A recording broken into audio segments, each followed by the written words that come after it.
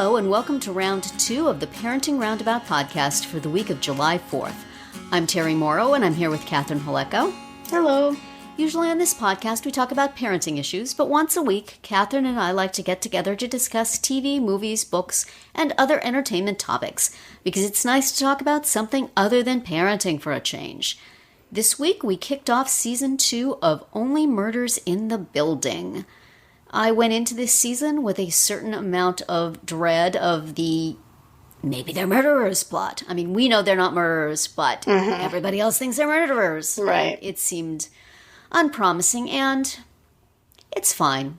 The fact that the episodes are 35 minutes is a definite plus. And they're just, opening, as I guess they did the first time, opening all sorts of plot threads to follow. Yes. And, it does keep things lively. So, and distributes the plot amongst the 3 leads and executive producers. Right. Probably having their contracts. We each get this much of individual screen time and this much together screen time. Right. But it's fine. I'm fine. Everything is fine. So we start with them in, being interviewed by an extremely obnoxious police officer. We'd met the female police officer before. Yeah, there was a whole first season. Mm-hmm. She was. Had we she ever was seen important. her? Michael Rappaport partner? No, I don't think so. Oh boy! Now we know why she looks so long-suffering. Right. Yeah. She was She had a pretty big role previously. She did. So yeah, I don't believe we had this obnoxious dude coming in before. Yeah, but because it would not be fun to have this whole season behind jail cell bars. They get let go because there's not enough evidence. Right. And they're sort of, they have to decide what they want to do, if they're just going to lie low, as the police officer who's their friend told them strongly to do, or whether they're going to try to find the murderer. Gee, I wonder. Then it turns out that Tina Fey comes along as Cinda Canning. Cinda Canning is doing a podcast of her own called Only Murderers in the Building. And competitively, they need to then do their own and get the record straight. Which, I feel like they didn't need they didn't need to go back to the whole podcast thing. They could have just been them trying to figure out what happened without recording it. I agree. There's the little runner of Oliver, which is Martin Short's character, constantly being like, say that again. Yes. I wasn't recording. But I don't know. I just feel like it's not. When they go to the party, necessary. There's like a note on the dip that says, if you eat this, you are agreeing to be recorded. Right. So it's like a running joke. Yeah.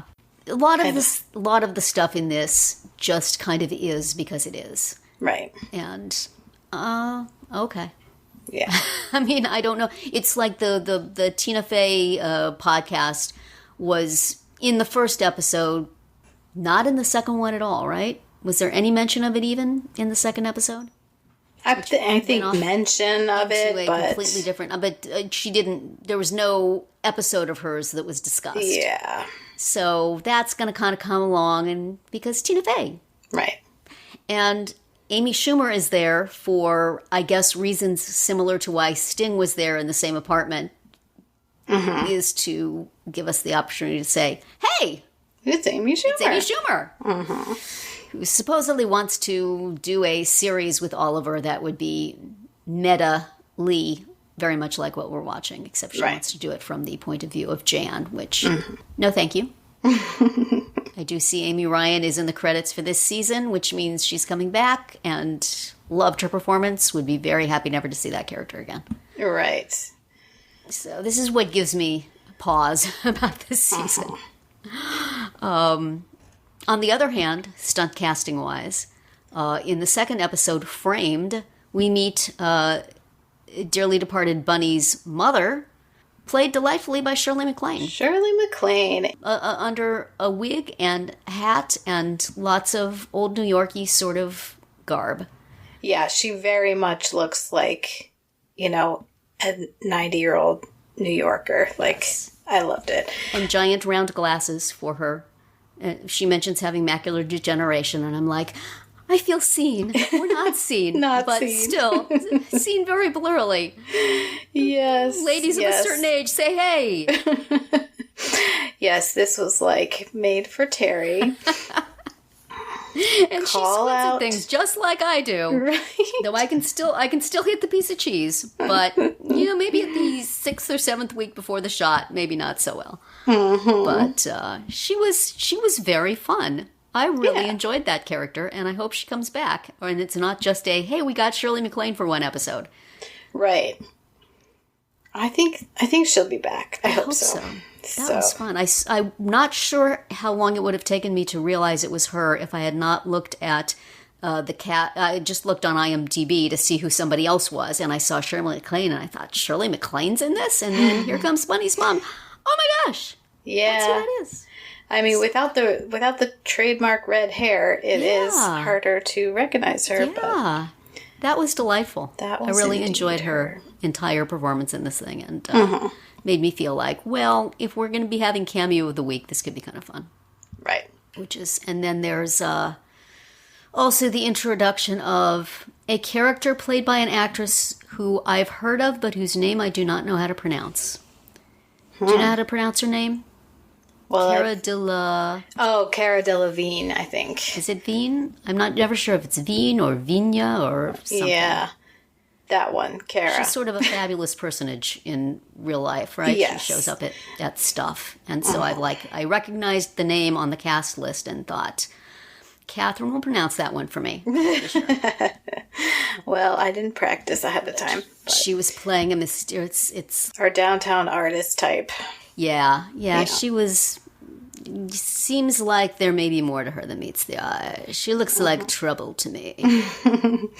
Yes, she looks like a Jan. She, is interested in Mabel's art, and Mabel keeps saying, "Is this a cult? Yeah. Are you a cult? You're a catfish. There's something here." But yes, poor Mabel is pretty vulnerable to somebody being interested in her for something other than, being bloody blood Mabel. all over her. Yes. So, hashtag bloody Mabel, unfortunately, is happening to her. I suspect that this woman is up to no good. Though I do not think it's a cult. Right. But a little too smooth. So that's one plot wrinkle. The guy that she was with at the end of the first season, who we were very invested in, is possibly not going to be around this season. She dismissed him with Oscar. we're just not. We're both waiting for the let's be friends test. Right. So does that mean we're not going to see him all season? Sounds like it, Or is he doesn't going to come it? back? They couldn't get him. He is in another show. He's doing busy. something else. I wish him well because I enjoyed him in the first season. Yeah. Maybe he'll come back to her rescue at some point. But, and there's a painting. Right. There's been a painting introduced, which I believe in the first episode they found They realized that the painting was gone from Bunny's apartment. Yes. And then it appeared to show up in Charles's apartment. Right. And then they put it out in a dumpster in an attempt to get it back into Bunny's apartment. It doesn't work out. They leave it at the dumpster. Amy Schumer picks it up and puts it up in her apartment because what a lovely piece of art it is. Why wouldn't she want it up on a wall?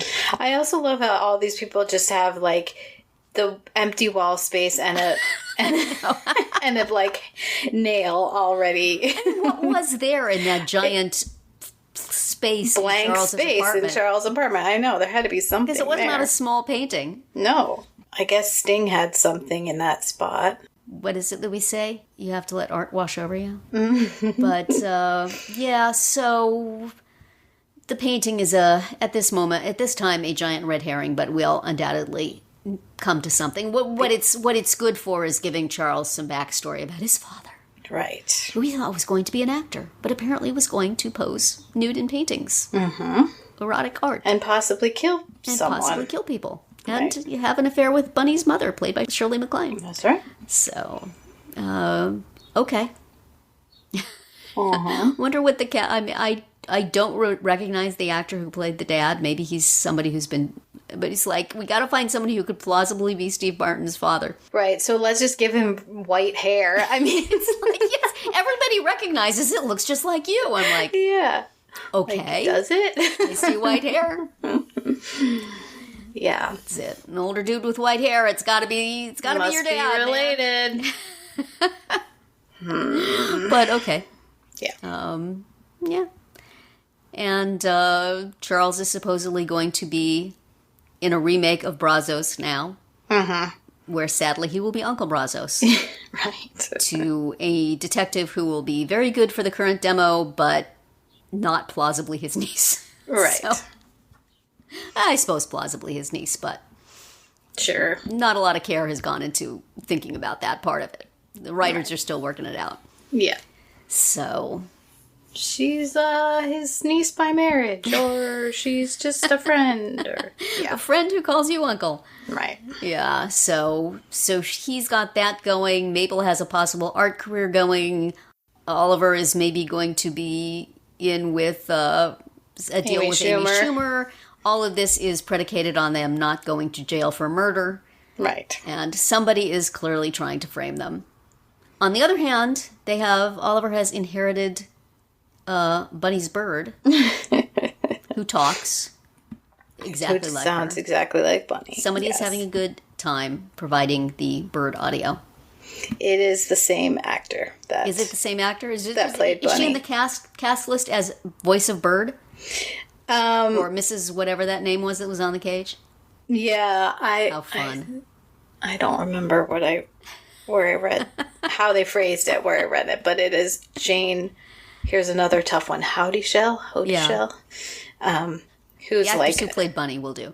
Yes. So, that's funny. Because then she said, at the end, the bird says, which birds can only say things they've heard, right? Can they just spontaneously... I thought so, yes. ...have cognitive speech? Right. But the bird says she knows who did it. Right.